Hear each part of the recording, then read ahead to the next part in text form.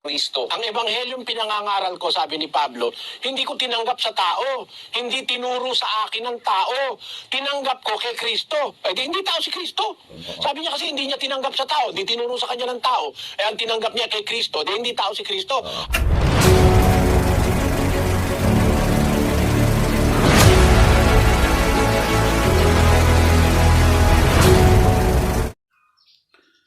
So muli po mga kaibigan, magandang araw po sa inyong lahat. Narito na naman po ang programa ng Expose the Truth.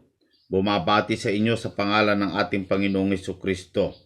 Isa na naman pong video ang gusto ko pong bigyan ng reaksyon sa inyo mga kaibigan. Ito po ay video ng ating kapatid na Eli na kung saan nagtanong ng isang miyembro ng Iglesia ni Cristo. Tiyak ko po na marami na naman po tayo matutunan dito tungkol po sa ating Panginoong Jesucristo.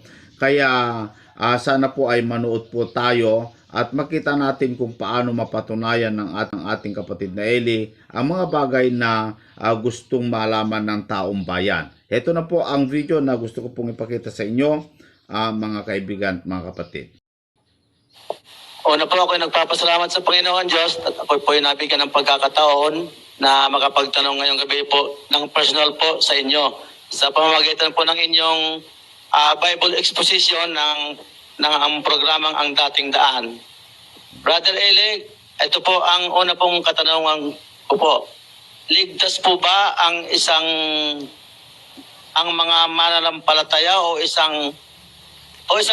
mga miyembro po ng isang iglesia kung ang kanilang paniniwala ay tao si Kristo? Subalit, tagapagligtas at Panginoon din ang turing nila kay Kristo. Sagutin ko na muna yung isang tanong mo na yan, ano? Ligtas ba ang miyembro ng iglesia ang paniniwala ay tao si Kristo? Naniniwala sila na si Kristo ay tagapagligtas at Panginoon. Pero ang paniwala nila si Kristo ay tao, ligtas ba sila? 17:5 ng Jeremias.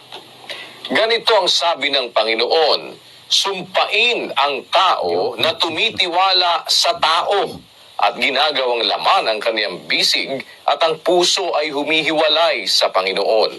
Ayon sa salita ng Diyos, ang taong tumitiwala sa tao ay kasumpa-sumpa. Sumpain ang tao na tumitiwala sa tao. Pagdating sa kaligtasan at sa tagapagligtas, hindi ka dapat magtiwala sa tao eh. Kung tao si Kristo, tapos paniwala mo tagapagligtas, maililigtas ka ba ng taong Kristo? Wala, hindi. Kaya nga si Pablo, ang pinaniniwalaan niyang Kristo, hindi tao. Yes. Basahin natin ang Galatia 1:10. Sapagkat ako bagay nanghihikayat ngayon sa mga tao o sa Diyos, o ako bagay nagsisikap na magbigay lugod sa mga tao. Kung ako'y magbibigay lugod pa sa mga tao, ay hindi ako magiging alipin ni Kristo, sapagkat aking ipinatatalasta sa inyo, mga kapatid, tungkol sa ebanghelyo na aking ipinangaral, na ito'y hindi ayon sa tao, sapagkat hindi ko tinanggap ito sa tao, ni itinuro man sa akin, kundi aking tinanggap sa pamamagitan ng pahayag ni Jesucristo. Ang ebanghelyong pinangangaral ko, sabi ni Pablo, hindi ko tinanggap sa tao. Hindi tinuro sa akin ng tao. Tinanggap ko kay Kristo. Di hindi tao si Kristo. Amen. Na nagturo ng ebanghelyo kay Pablo. Sabi niya kasi hindi niya tinanggap sa tao, hindi tinuro sa kanya ng tao. Ang tinanggap niya kay Kristo, hindi tao si Kristo. Alam kasi ni Pablo na kasumpa-sumpa ang tao na magtitiwala sa tao pagdating sa kaligtasan. Kung halimbawa ikaw magtitiwala sa kapwa-tao, pera lang, okay lang yun. Pinagtiwala mo yung bahay mo, negosyo mo, okay lang yun. Pinagtiwala mo yung asawa mo, okay lang yon. Kung tiwala ka talaga pero ingat ka rin. Meron nabalitaan ko, hari walang tiwala sa mga sundalo niya Ang ginawa niya, yung reyna niya, pinagawa niya ng disusi na panty na bakal. Para pag alis niya, sususian niya. Wala siyang tiwala. Babae lang yun, hindi niya maipagkatiwala sa sundalo niya eh. Kung ba, pagtitiwala mo pera mo sa mga negosyante o sa bangko, okay lang yun. Pero merong bangko, nagsasara, mawawalan ka ng pera. Diba? Pwede namang ipagtiwala yung salapi sa tao, pwede ipagtiwala yung bahay sa tao, kaya nga may mayordomo, may katiwala. Pero pagdating sa kaligtasan, sa kaluluwa, hindi tayo dapat nagtitiwala sa tao. Kung si Kristo'y tao, di magiging kasumpa-sumpa ka.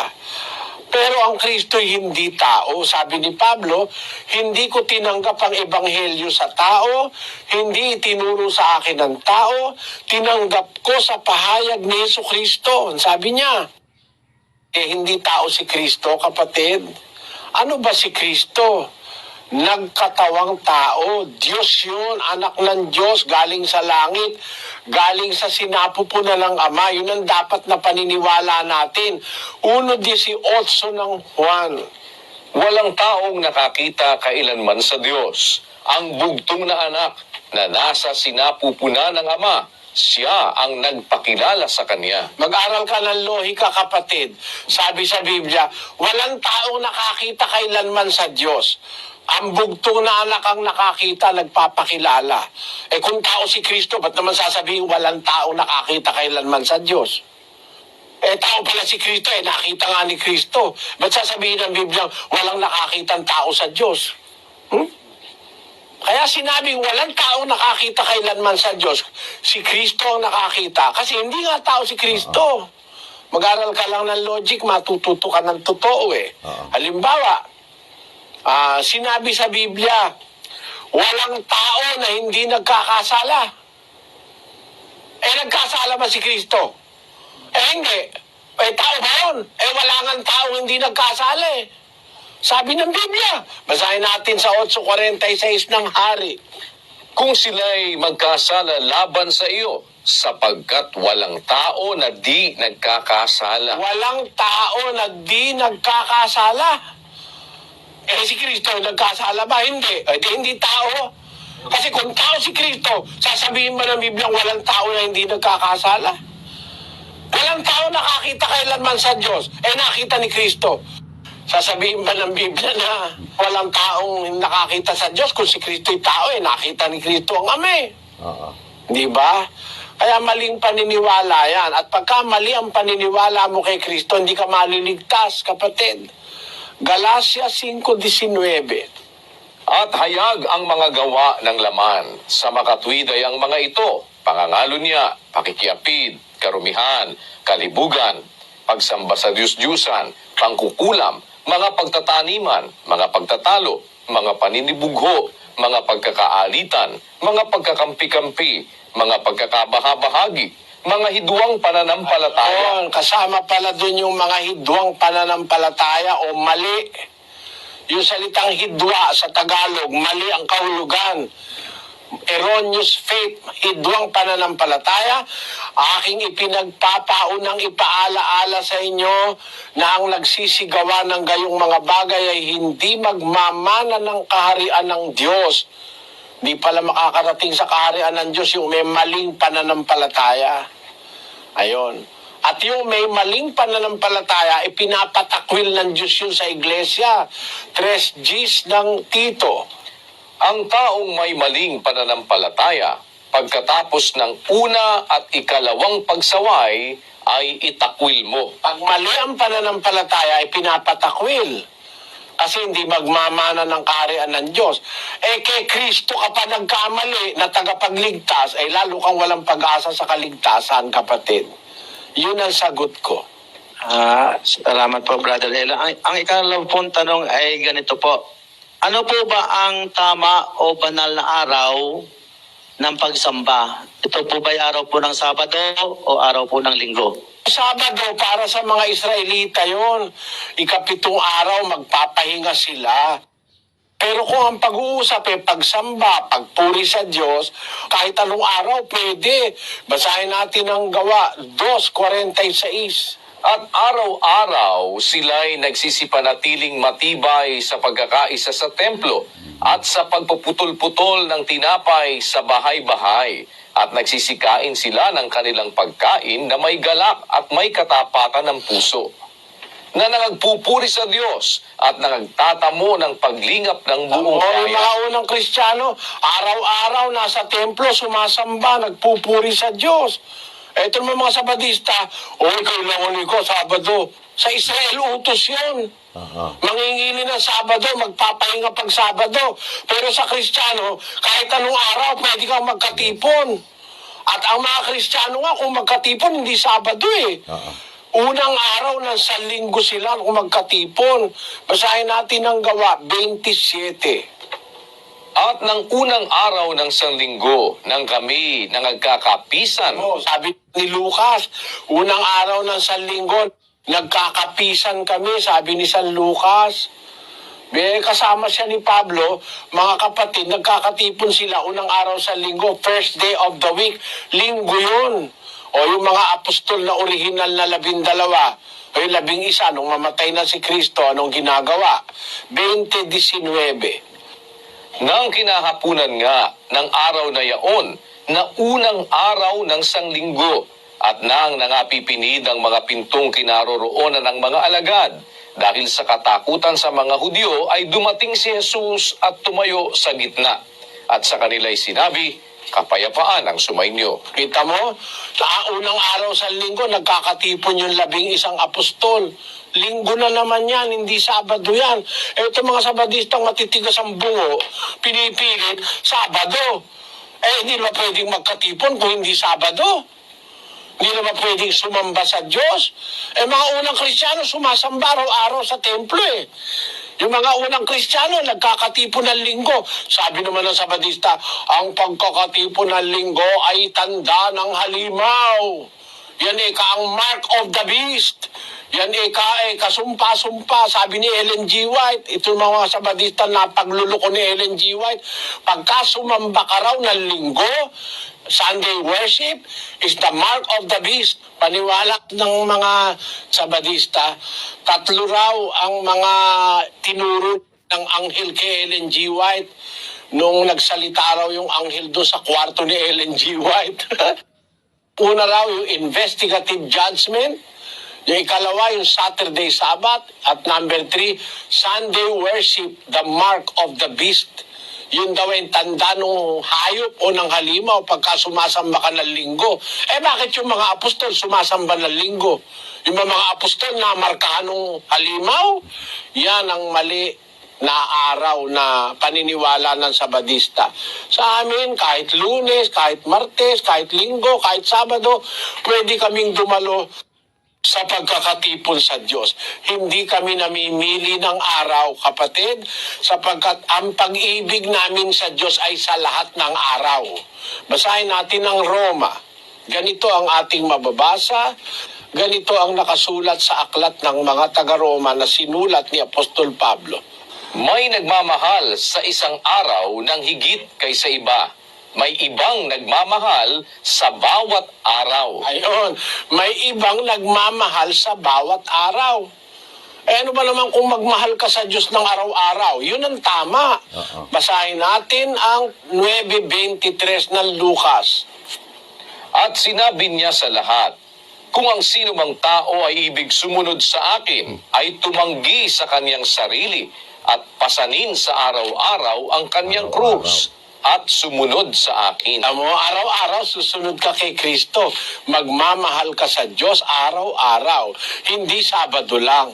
Nako, kahit Linggo, kahit Lunes, kahit Martes, kahit Miyerkules, kahit Huwebes, at kahit hindi araw, kahit gabi. Pagkasasamba ka sa Diyos, kahit na hating gabi pa, pakinggan mo ang sabi ni David, kapatid. Ako'y babangon ang wika ni David sa hating gabi upang magpasalamat sa Panginoon.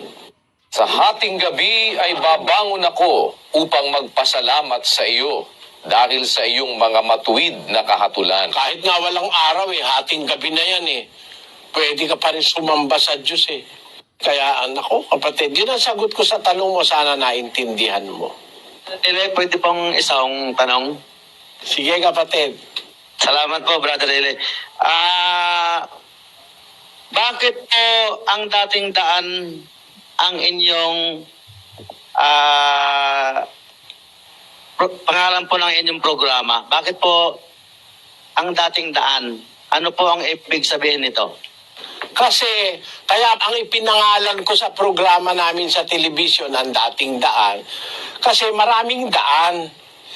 May daan papunta sa Diliman, may daan papunta sa Roma, may daan papunta sa Amerika, may daan papunta sa mga Baptist, may daan papunta sa Mormons, may daan kung saan-saang mga daan. Ang utos ng Diyos ganito, sa 6:16 ng Jeremias. Ito ang sabi ng Panginoon, magsitayo kayo sa mga daan at magsitingin kayo at ipagtanong ninyo ang mga dating landas kung saan nandoon ang mabuting daan at magsilakad kayo roon at kayo'y mga kakasumpong ng kapahingahan sa inyong mga kaluluwa. Ayo, utos ng Diyos kasi yun sa hula. Tingin kayo sa mga daan, magsitayo kayo, mga daan, mga iglesia, ibig sabihin yan daan eh. Magtanong kayo. Pagtanong nyo yung mga dating landas, yung dati, kung saan nandun yung mabuting daan, doon kayo lumakad, makakasumpong kayo ng kapahingahan ng inyong kaluluwa. Kaya dating daan ang ipinangalan ko sa aming programa kasi makikipagsabayan ako sa mga iba-ibang daan na itinayo ng iba-ibang pastor para ma-realize ng tao na talagang meron palang dating daan.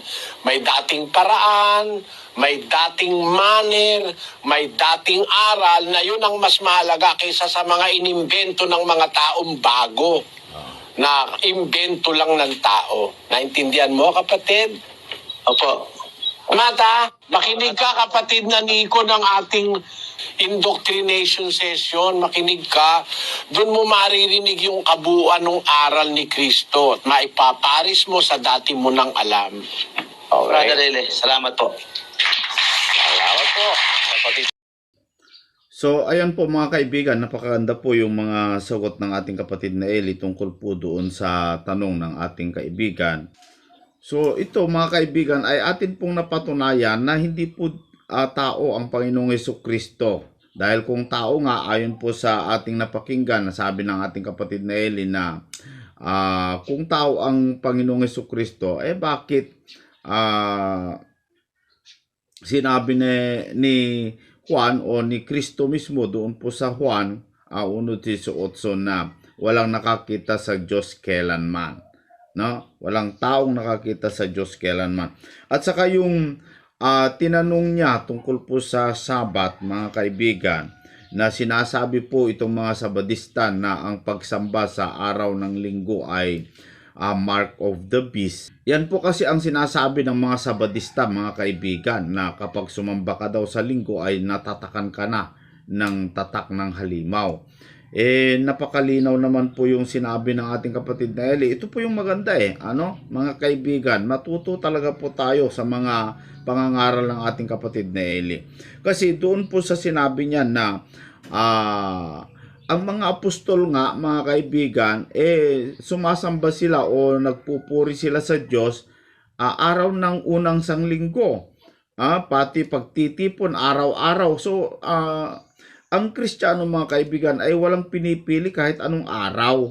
Mapalunes yan, Martes, Merkules, Huwebes, Biyernes, Sabado, or Linggo. Ano mang gusto mong araw na pagsamba sa Diyos, okay lang, mga kaibigan. Pero ang tao kasi nakasanayan na nila ay linggo, pero hindi ibig sabihin tatak yan ng halimaw.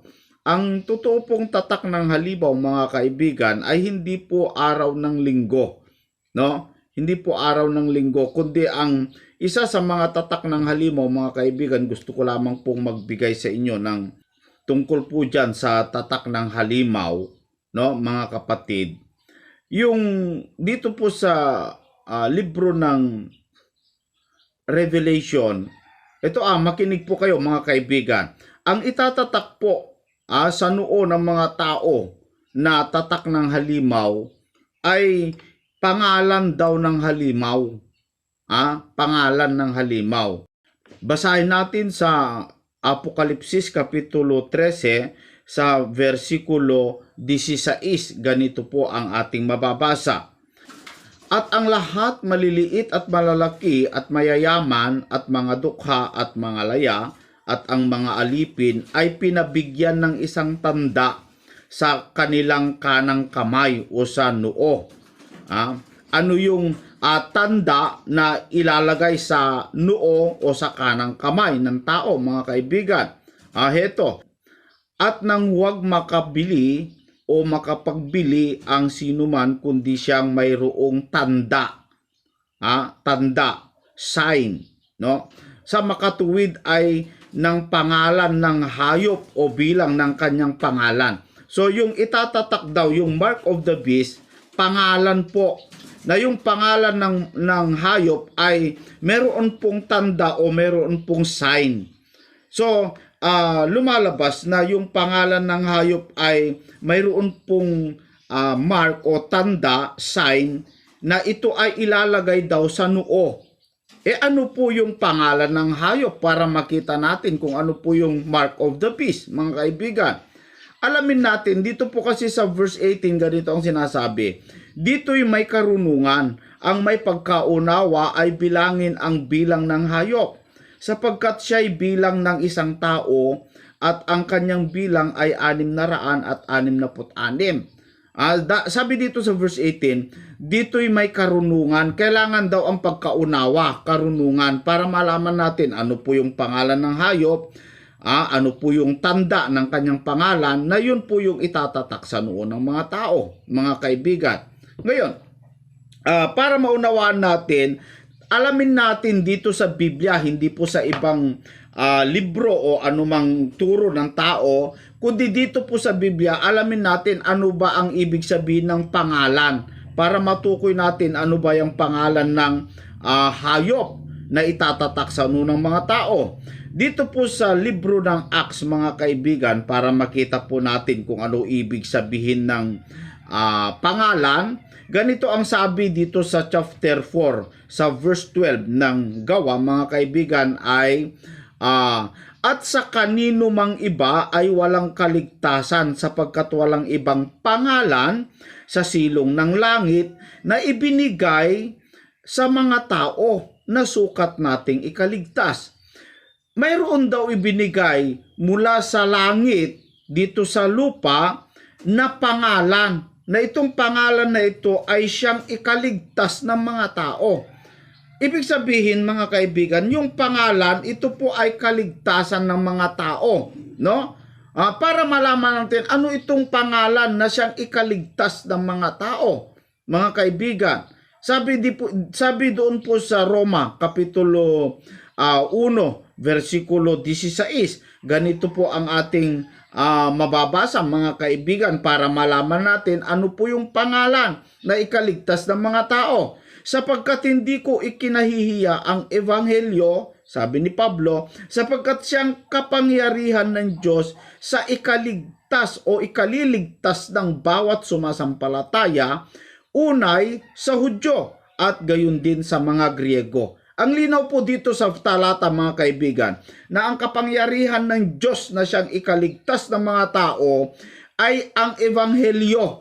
So meaning yung ebanghelyo at saka yung pangalan na ibinigay sa silong ng langit na siyang ikaligtas ng tao ay pareho lang. Lumalabas na ang meaning po ng pangalan, mga kaibigan, ay doktrina o aral, ebanghelyo, na siyang ikaligtas ng mga tao kung sila'y mananatili po roon, mga kaibigan.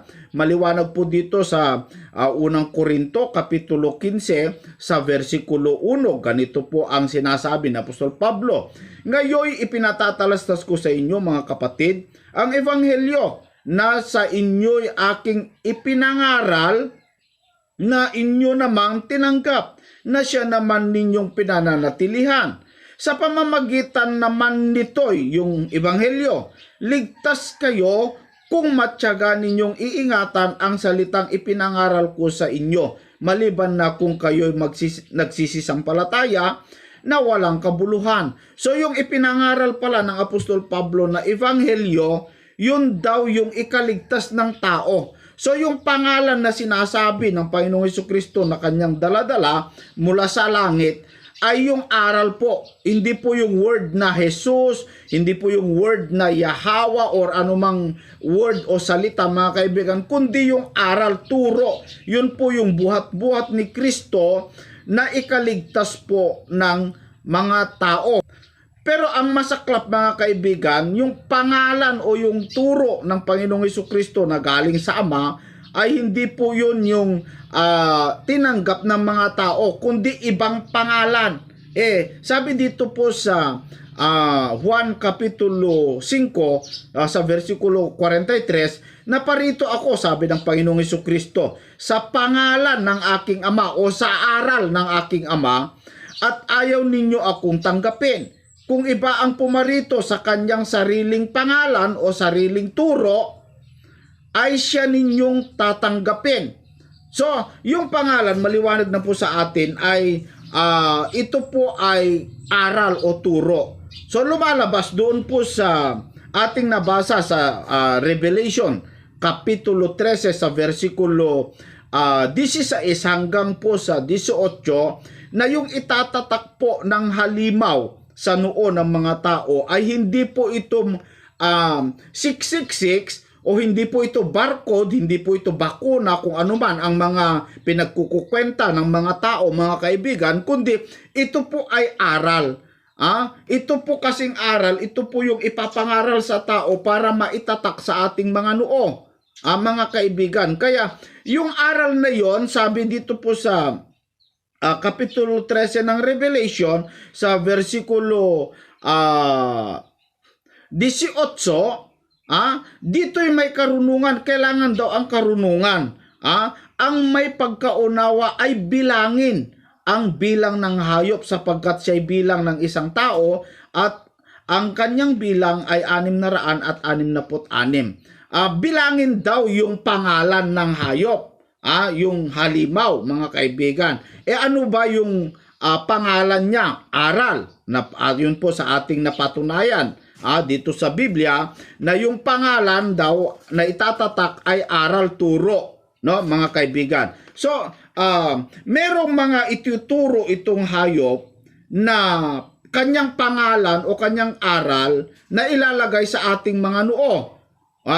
Ipapangaral niya ito sa ating kaisipan, kaya hindi po ito matatanggal.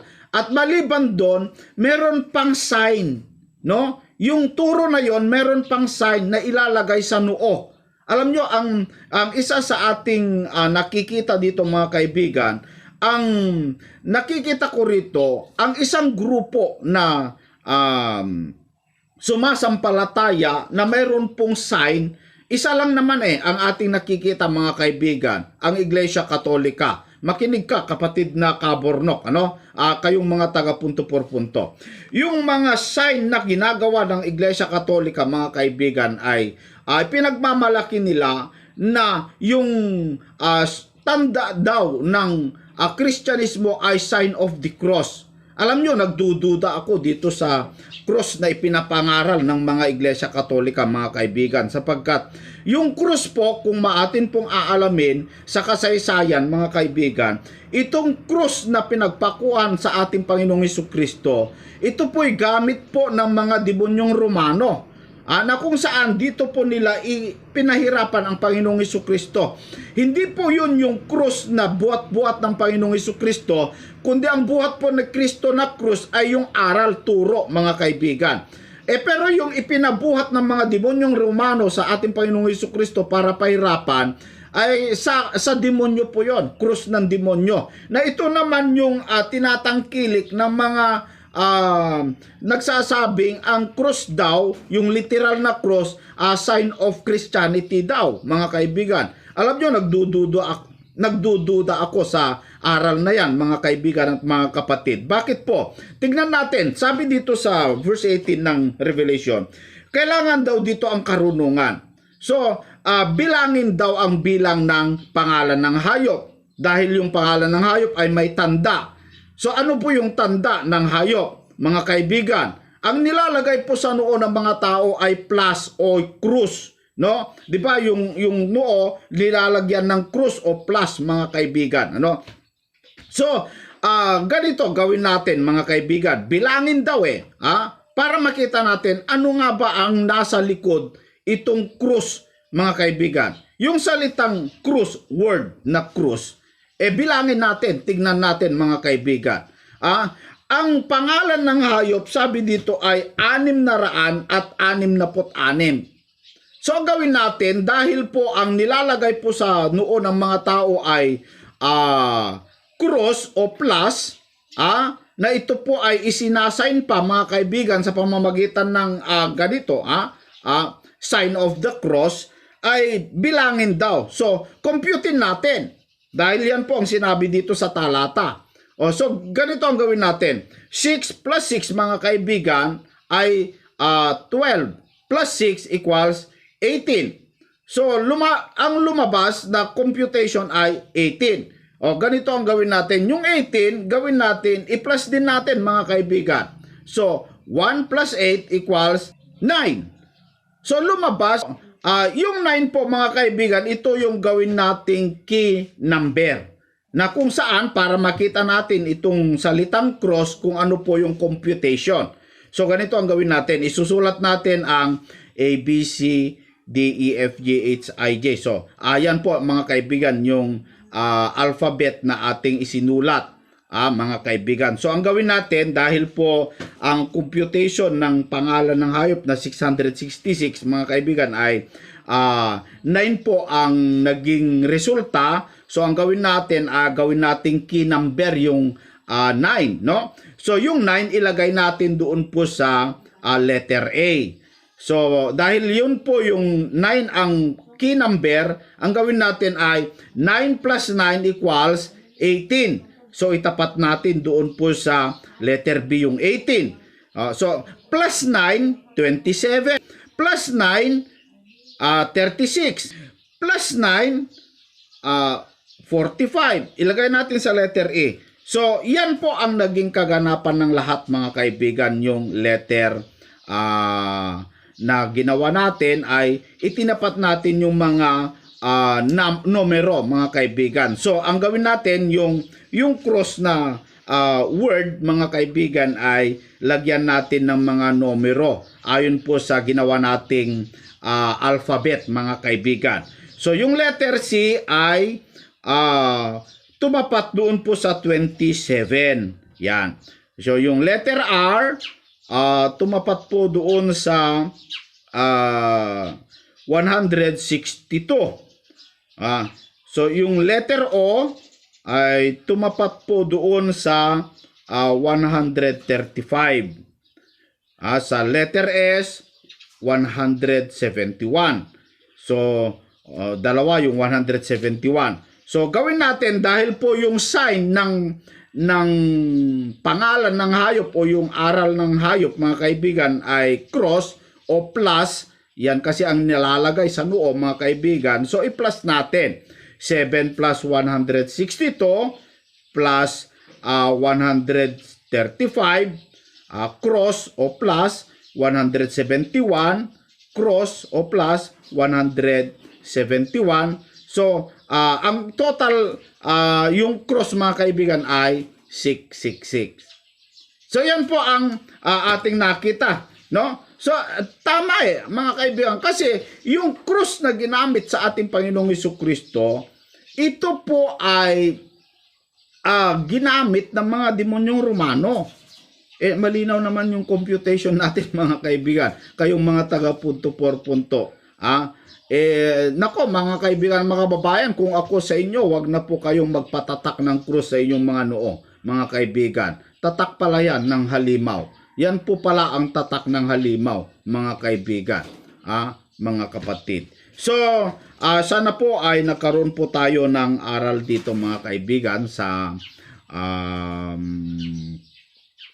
ating nakita, mga kapatid. Inaanyayahan ko po kayo na wag po tayong titigil susuporta sa mga ating programang Expose the Truth, sapagkat dito, mga kaibigan, ay talagang inilalantad po natin yung mga tama at turo ng banal na kasulatan. Maraming salamat po sa inyong lahat. Naway i-share nyo, mga kaibigan, ang video ito sa ating mga kababayan para makita nila kung ano po yung totoong tatak ng Antikristo. Hindi po yan Sunday, mga kaibigan. Hindi po yan yung pagsamba sa araw ng linggo. Ang pagsamba po sa Diyos ay kahit anong araw. Hindi naman natin itinuturo na Sunday ang tamang pagsamba, kundi anumang araw ang gusto natin na pagsamba sa Diyos, pwede. Kahit Sabado, wala namang problema dyan, mga kaibigan. Dahil ang mga apostol ay araw-araw silang sumasamba sa Diyos. Yan lamang po, mga kaibigan, at maraming salamat po sa inyong lahat.